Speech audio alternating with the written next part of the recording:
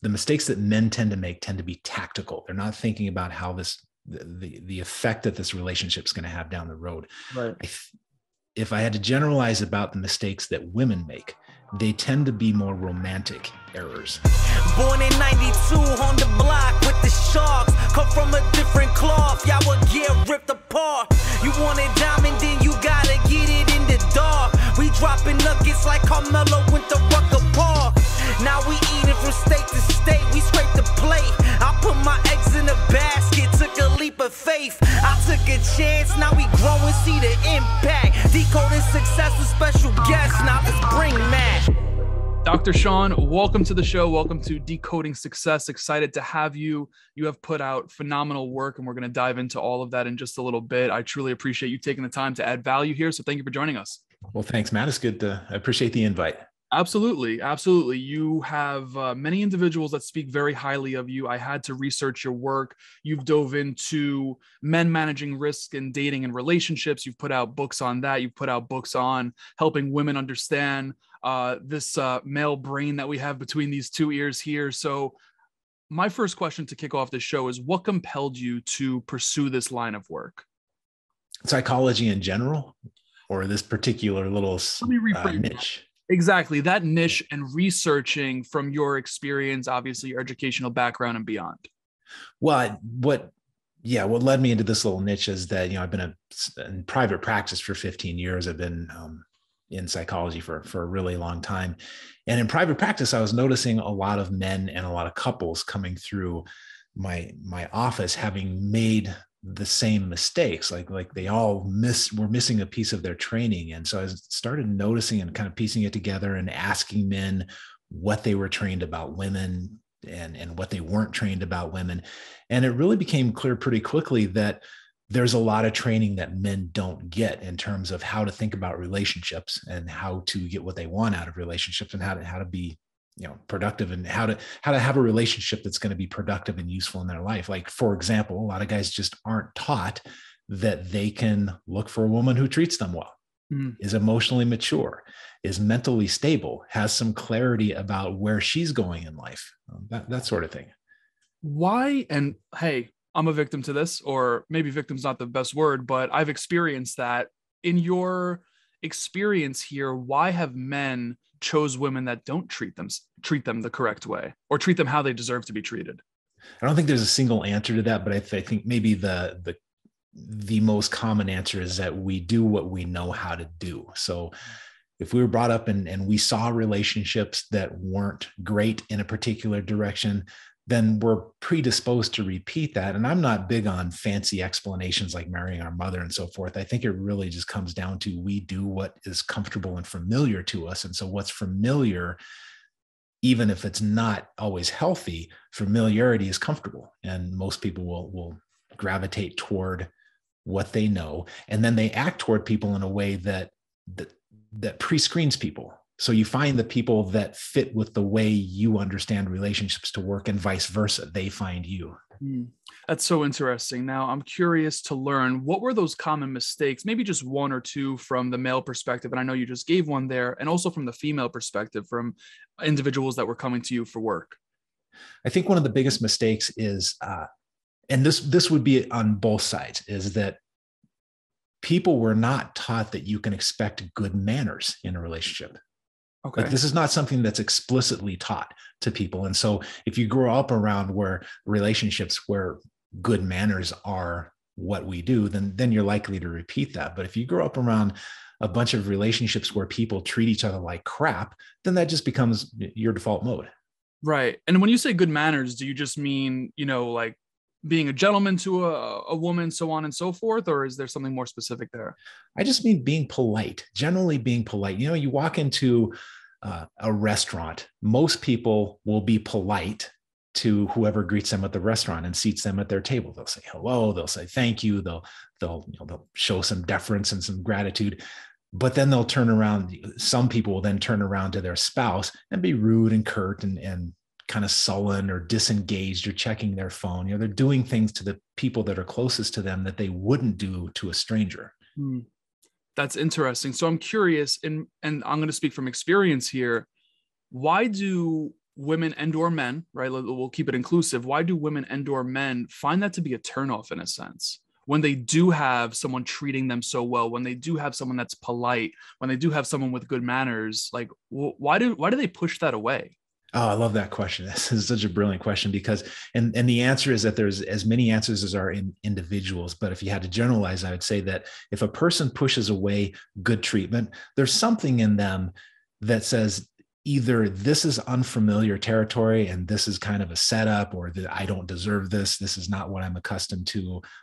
There's something in them that says this kind treatment does not belong in my life for whatever reason. And that's where therapy comes in really useful, because then if you find a good therapist who knows what they're doing, you can pretty quickly drill down to what it is exactly in yourself that's pushing that away. Yeah. It's so what would compel someone to actually pursue that, right? Because we're so accustomed to what's comfortable in life.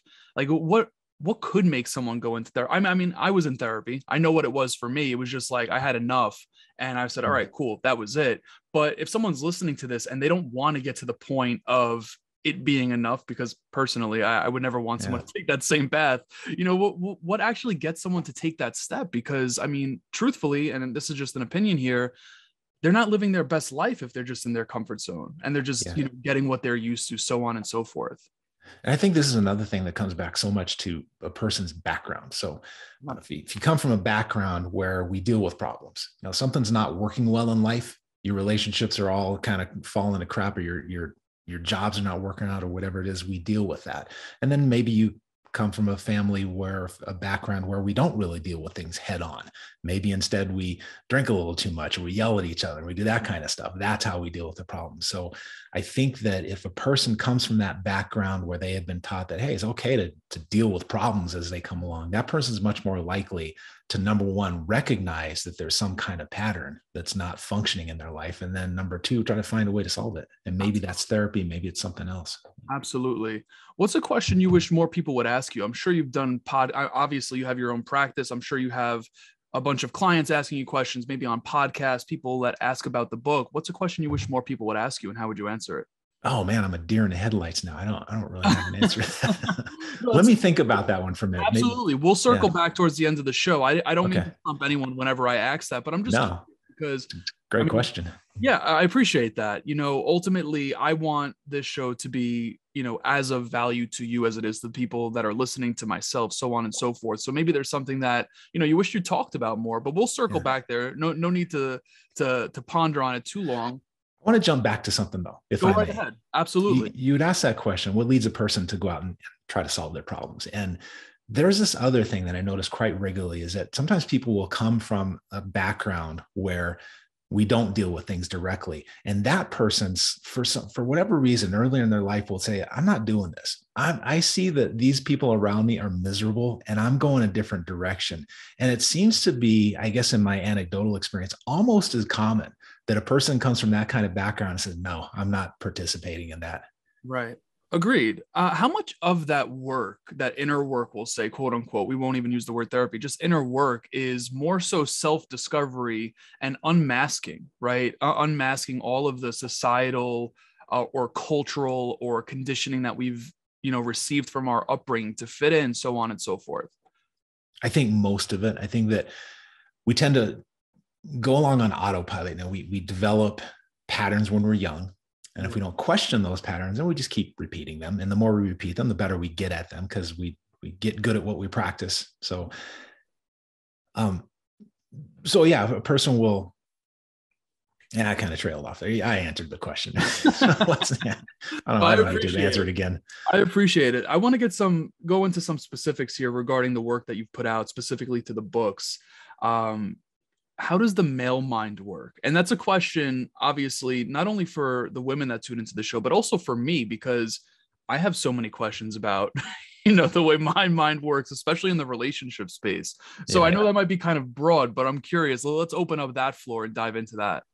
Well, let me pick something particular to focus on, because it's such a broad question. And I would start by saying there's much more in common between the male mind and the female brain than not. We're the same species, but there are some differences that really get people bound up with each other and crossed wires and so forth. So I think one of the fundamental differences between men and women, and particularly where romance is concerned, is that for a man to function well, both within himself and within the expectations of whatever society he's in, he needs to have a purpose larger than himself. And this is not really, I don't think, a matter of my opinion.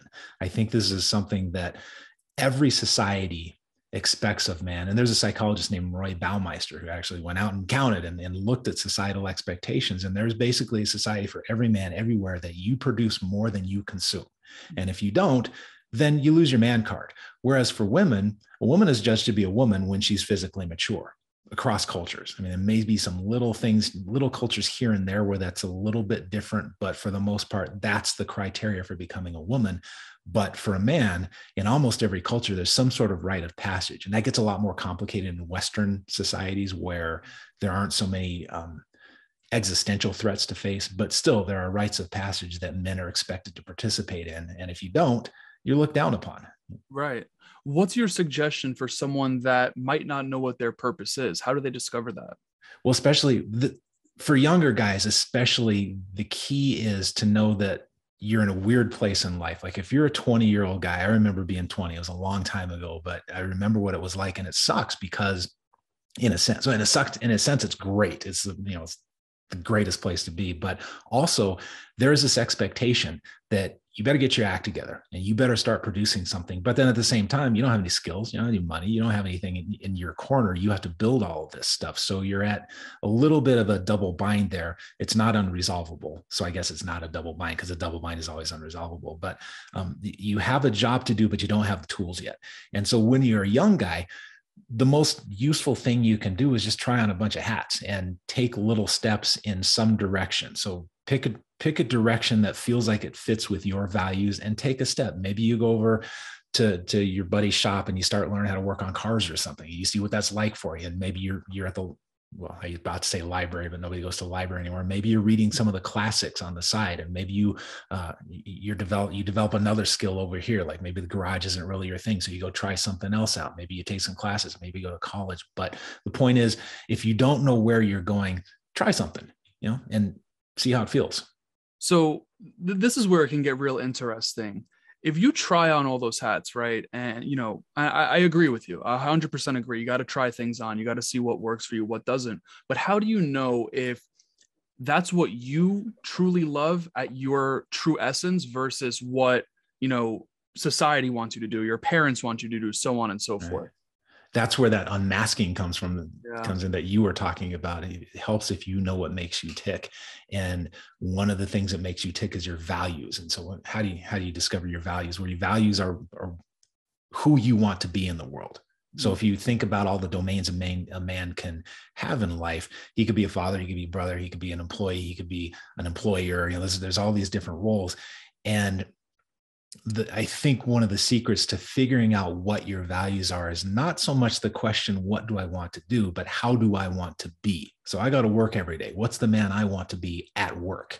And women can ask themselves this question too. What's the person I want to be at work? And if you can start narrowing down, okay, this is how I want to behave. This is who I want to answer to. This is how I want to conduct myself. This is the set of principles professionally that I want to aspire to achieve. Then you're thinking about how you want to move through the world, not just what you want to come toward you. Yeah, it's powerful. And I ponder on that because it really has to come down to parenting to an extent, because truthfully, at 20 years old, I wasn't even thinking anything of that nature. I was just thinking, what's the next girl I could hook up with? Right.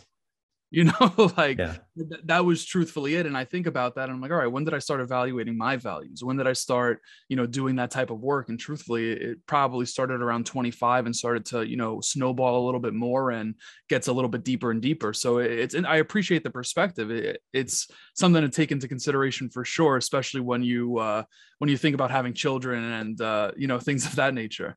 Yeah. And I think you're right. You started off by saying that so much of this is about parenting. And I think that's absolutely right, that it's one of the jobs of the father. Fathers and mothers do very different jobs and they're complementary and they're both wonderful. But one of the jobs of the father is, hey, what are we doing here? What's the purpose? What are you after? Right. and just to start you thinking about those questions, like how do you want to be as you mature? Absolutely. Absolutely. Now, what is the main difference going back to what we, how we just started going off there? What's the main difference between the female mind versus the male mind? Because you said that we're of the same species, et cetera. We have a lot of similarities. What's the main difference, if one? I'm going to be honest with you here and say that I'm not good at talking about how the female mind works necessarily, where it differentiates from the male mind. Now, I'm a psychologist, and I deal with everybody. And one of the specialties I had for a long time was working with anxiety disorders, so like panic disorder and so forth. And there's not much of a difference between the way I would approach. Well, there's no difference between the way I would approach a panic disorder in a woman and a panic disorder in a man. Right.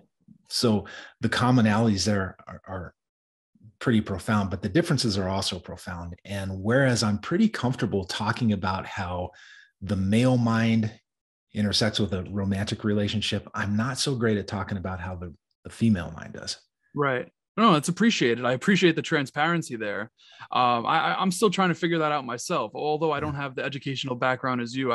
Just from trial and error here, it's something that's trying to be figured out. So I appreciate that for sure.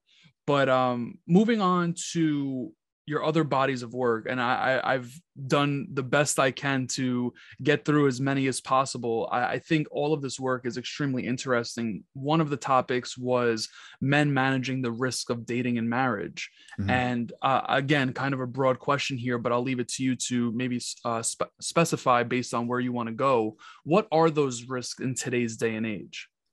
Well, the book I titled the book very carefully, The Tactical Guide to Women. And I chose that knowing that it sounds horribly misogynistic, but it's not. If you read the book, it's, I'm very affectionate toward women. But the reason I chose that word tactical is because when I see men making mistakes in relationships, they tend to be tactical errors, meaning they're not thinking ahead in terms of what this person and what this relationship are actually going to bring into my life. And there are some real threats on the horizon, like family court tends to be very unfriendly toward men.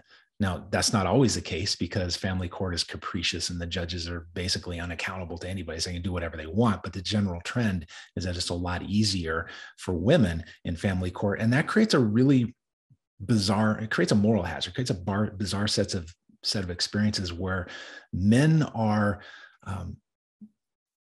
conditioned to behave as well as they can in a relationship if they're thinking about family court. And women don't have that same motivation. Because women know, women, if they're paying attention, they know that if things fall apart, society is pretty much going to be on my side and not his side.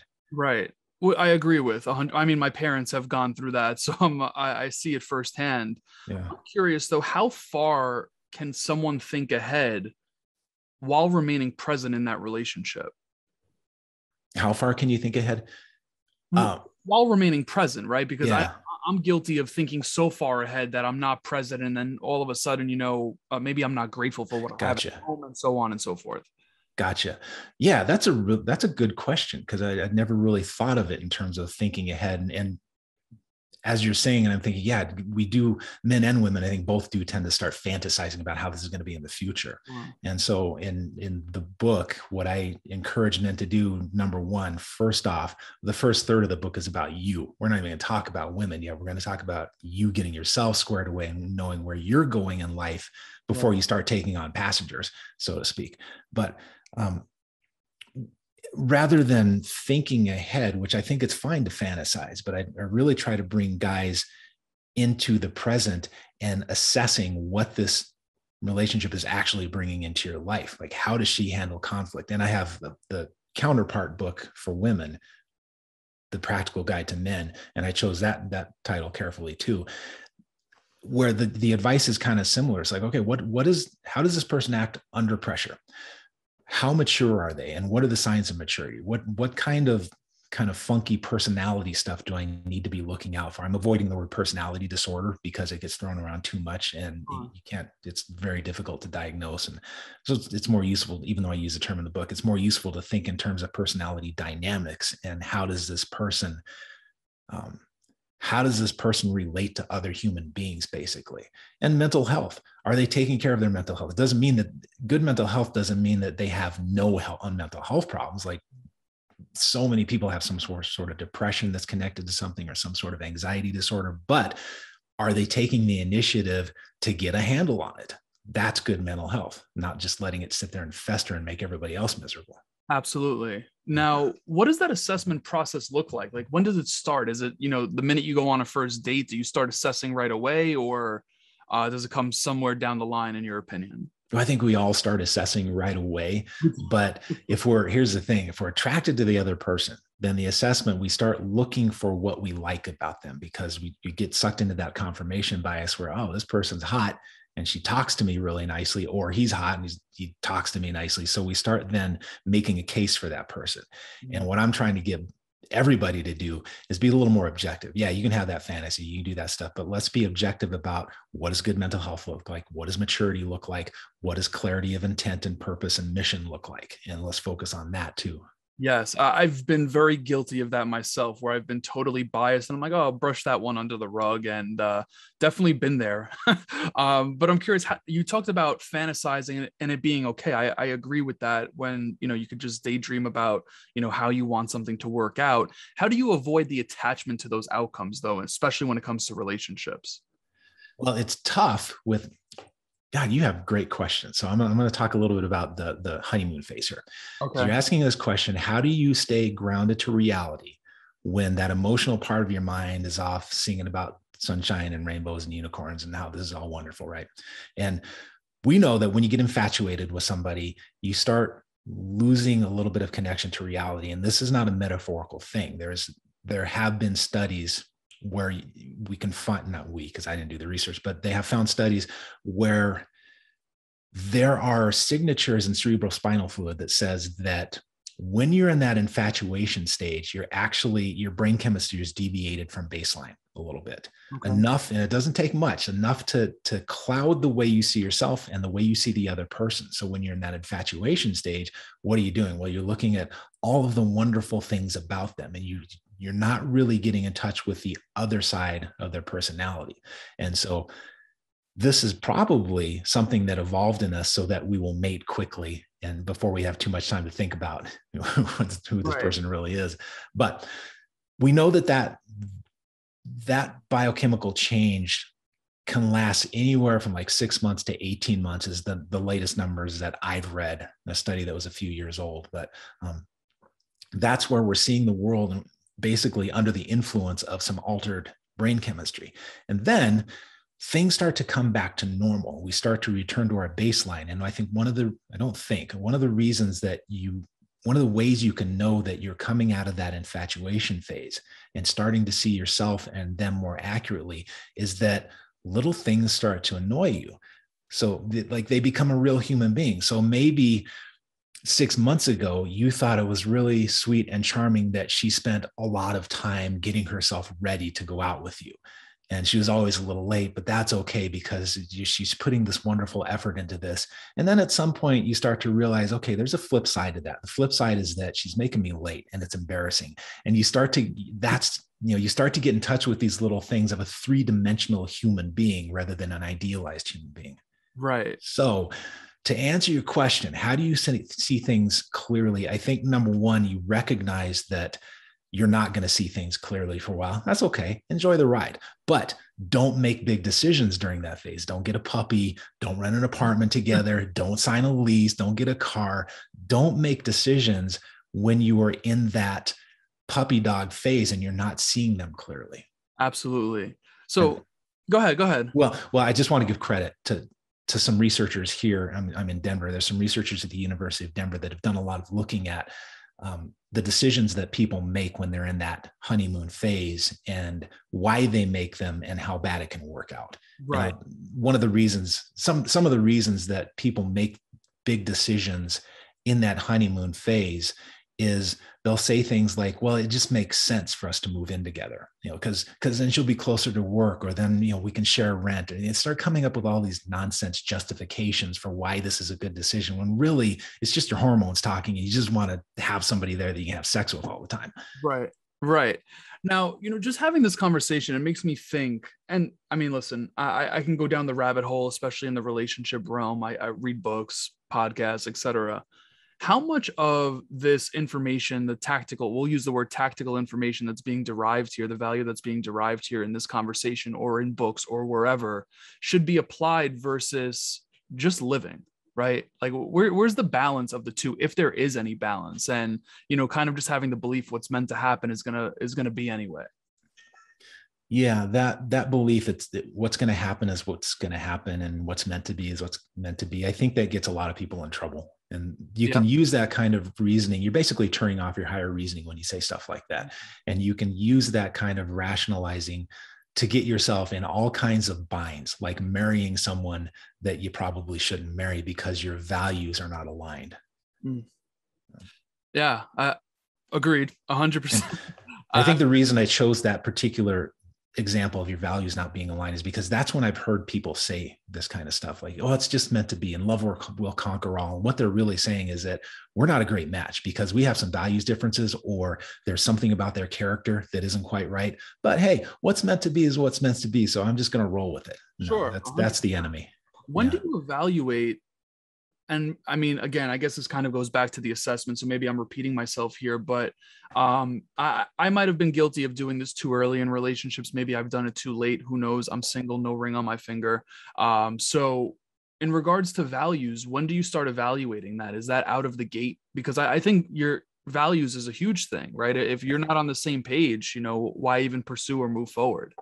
Immediately, as soon as somebody shows up on the radar as any kind of romantic prospect, number one, you've got your values sorted out. You already know what your values are, and they may be evolving, of course, but you know where you stand on your values in terms of the big questions like sex and money and religion and that kind of stuff. You know where you stand. But as soon as somebody is a romantic prospect, you start evaluating immediately. So would it be smart for you not to date until you have that shit figured out for yourself? Nah, I mean, no, the reason I say no is, okay, let's take high school. And things on the dating landscape have changed tremendously over the last decade. But basically what happens in high school is you're trying on different relationships. And that's why relationships they come and go very quickly. And there's lots of drama and lots of, people falling in love and out of love and so forth. And part of what you're doing there is you're figuring out how to operate in relationships. And that's part of sorting out your values.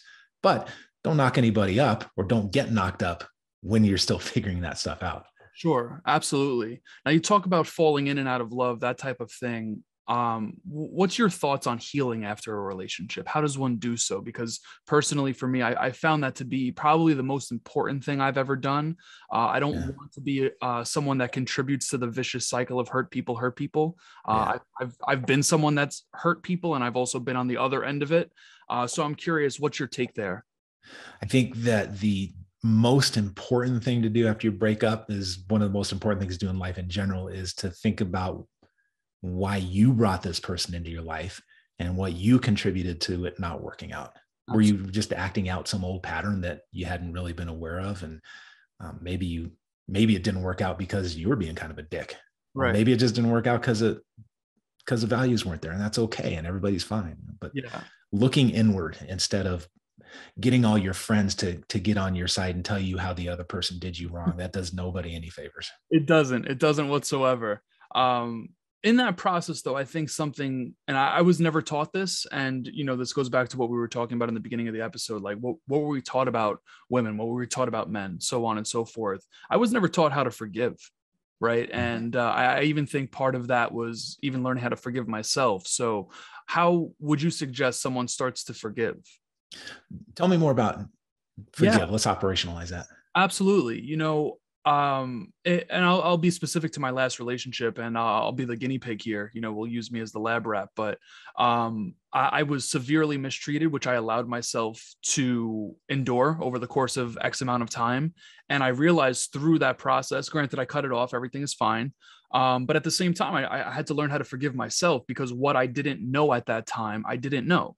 And it took me a while to start to understand. It took me some really deep work with therapists, with the coach, with, flotation therapy, yoga, like really getting in touch with myself to understand, hey, this is what you deserve. You're not receiving it. Need to cut it off. Forgive yourself for allowing yourself to experience it. But at the same time, forgive the other person, because truthfully, at the end of the day, what it comes down to, people treat you how they really feel about themselves. or maybe they self-sabotage or they hit an upper limit because you treat them so well. So ultimately I said to myself, how do I forgive? I'm freaking on Amazon, buying books on how to forgive, buying journals on how to forgive. And I've done all this stuff, but at the same time, maybe people don't go to that extent. So maybe we can streamline that process for them here and give them some advice on how to forgive someone. Yeah, it's a question that me and probably every other psychologist out there has really thought about a lot.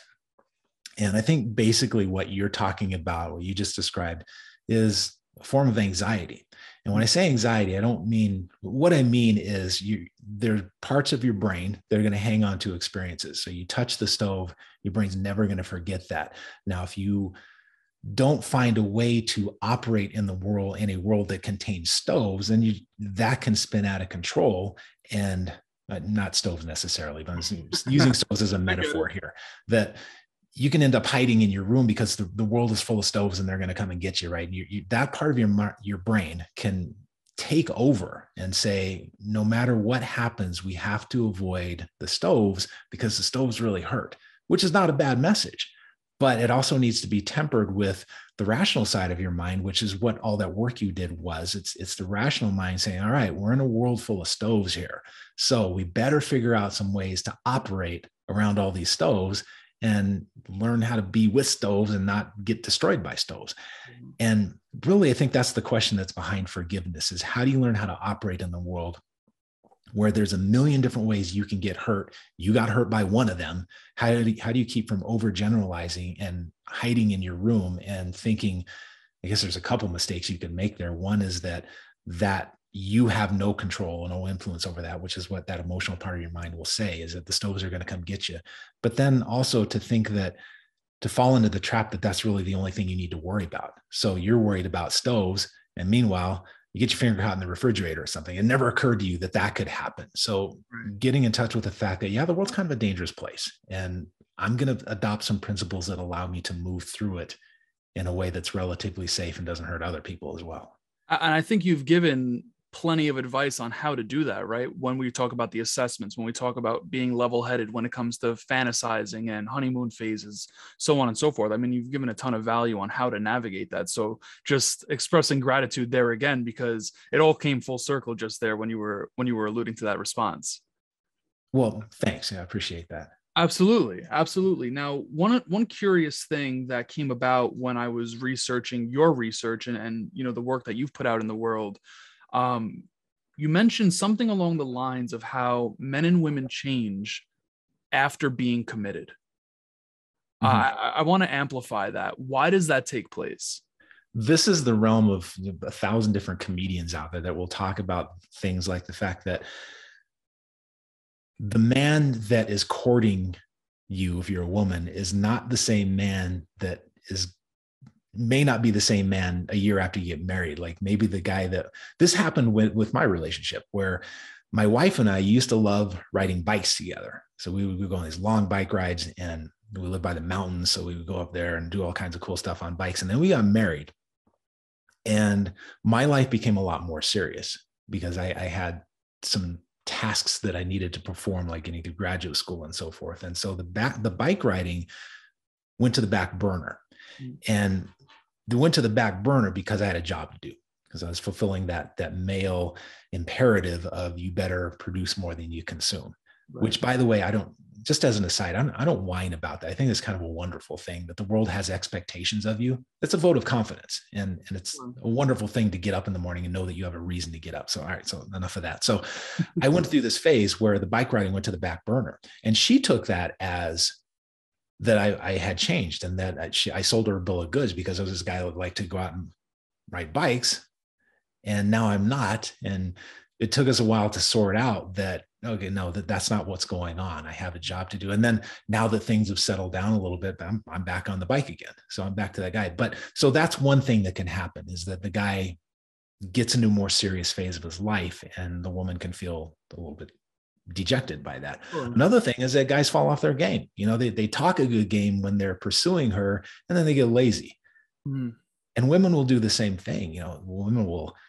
Women have their version of that, where they they present one thing as they're courting, but then they're sort of hiding the other side of themselves. And that's another reason that we wait. We actually haven't, you and I haven't talked about this, but we wait a good long time after the honeymoon phase fades.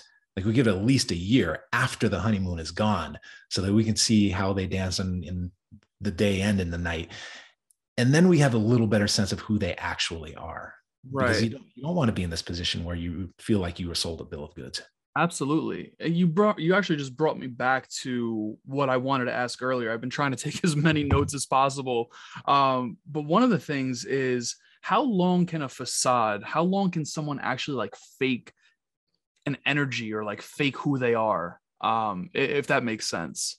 Yeah, it takes energy. And it's a great question. I've thought about it a lot. I don't really know the answer because I think there's different phases of that. There's the first date faking it, where the person on the first date is going to be a different person than the person on the fifth date, for example. So there's that level of faking it. But then there's molding, trying to give the impression that your values match their values, which I think this is maybe something that women might do a little more than men, although I don't know. Actually, I'm going to take that back because I don't know that to be the case. I've seen a lot of people on both sides of the equation do this, where for a while being maybe during that entire infatuation phase, you sort of mold your values to fit what you think they want you to be. And it's not necessarily an act of deception. It may just be an act of, what's the word I'm looking for here? An act of trying to connect with them. There's a better word for that. But my point being that it's not necessarily a malevolent, deceptive act. It could be that you're just trying to fit in with them. And Right. You're trying them on, essentially. Right. That makes sense. Absolutely. So it's faking it, but it's not faking it intentionally necessarily. Yeah, 100%, 100% understand.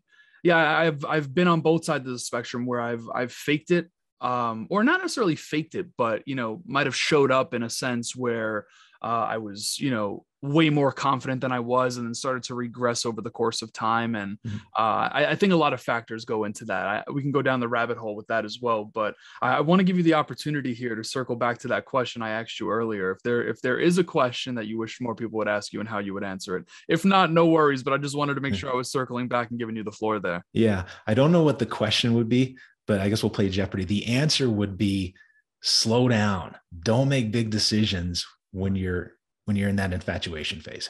Absolutely. Yeah. And I think we've definitely touched there in a few different ways. So hopefully we've drilled down that point. I know I've written it down, slow down, because I like to move at the speed of light. And I think that comes down to probably, again, circling back to society. I know a lot of my friends personally experience it with families, a lot of pressure from families like, hey, I'm about to be 30. I'm turning 29 next week. And it's like, hey, I actually just had my mother the other day say in conversation with my elementary school gym teacher, who we bumped into while out to dinner. She said, I think my son's gonna be single his whole life. And I'm like, really? Like, what are you putting so much pressure on this for? Yeah. So I think that also really contributes. And that's from a male's perspective, and maybe from a female's perspective too, because females only have a certain window, a shorter window as to when they can reproduce. Right. So I think that really contributes to the whole let's move fast phase. And I don't know if that's something you've experienced in either your practice or your personal life, but I definitely see it firsthand. Yeah. And I think you definitely see it when you're younger, in that family pressure of, if your mom wants grandkids, it just boils down to that. But you see it throughout life too. Like I have a relative who's in his 60s and he's single and he's absolutely loving life. It's just being a single bachelor at 65, and everyone around him wants him to get a woman. And he's like, no, I read that chapter and I'm done with it. I'm enjoying life. Leave me alone.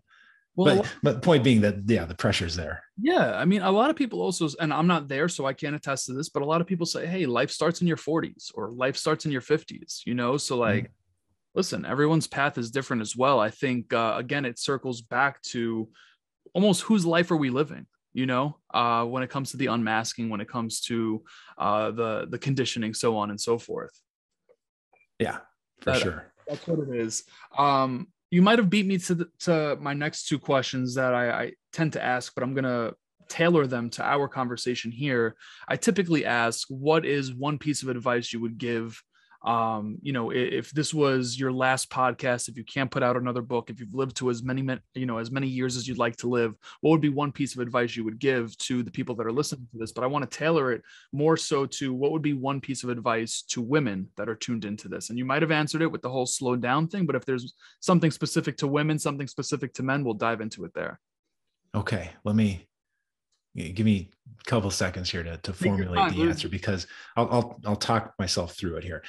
That the men, as I mentioned earlier, I think the mistakes that men tend to make tend to be tactical. They're not thinking about how the effect that this relationship is going to have down the road. Right. If I had to generalize about the mistakes that women make, they tend to be more romantic errors. And that's why I titled that book The Practical Guide, because I think that the errors tend to be more on the practical end of things. They'll tend to idealize a man and what a man might represent for their future, whereas men aren't always thinking about what the relationship means for the future. And so I think, say your question again, was it for? Yeah, I mean, we'll ask for both. What's one piece of advice for women? What's one piece of advice for men? So I think for women, it would be to enjoy that romantic side of yourself that wants to idealize this guy, and think about the character of this person and what this means down the road for you in terms of, you know, do you two actually fit together? Because your heart may be saying we're perfect, but reality may be saying something different. And for men, it would be along the same lines, but with the added burden, I guess, of my heart may say we're perfect together, but the family court judge may say something different. That's powerful. I might be repeating myself here just in a different way, but I'm curious, what's the balance between listening to the heart and reality? It shouldn't be in conflict, really. I think that when things are working well, they will be aligned. Right. Agreed. I love that. Dr. Shawn, I appreciate it. Phenomenal value here. Truly appreciate this opportunity to amplify your words, your work, so on and so forth. Are you hanging out on social at all? Or are you on any social platforms that I could direct people to? I'm on Twitter a bit. My Twitter handle is Iron Shrink. Okay. And I also have a blog that I update occasionally at ironshrink.com. Awesome. I'm going to make sure that, you know, any socials, websites where people can get the books are in the show notes of this episode. You have anything going on, maybe a new book on the horizon that you want to make people aware of, any work, so on and so forth? There is a new book on the horizon. I just passed that phase where it's kind of a big, ugly mess right now, but it has form and substance, which is kind of an exciting stage to get at. Now I just get to rewrite it a few times. And in a sense, I'm on the downhill side here, but there'll be more to say about that. Okay, cool. You have any projected date to throw out there, or don't put pressure on yourself? I'm a no pressure guy. I'm hoping within a year and a half or so. I love that. Awesome, man. We'll have to bring you back to discuss that book when it's on its way out. But one last time, Dr. Shawn, I want to express my gratitude. Appreciate you hopping on here. Well, thank you very much. It's good to talk to you. Absolutely. Born in 92 on the block with the Sharks. Come from a different cloth, y'all would get ripped apart. You want a diamond, then you gotta get it in the dark. We dropping nuggets like Carmelo went to Rucker Park. Now we eating from state to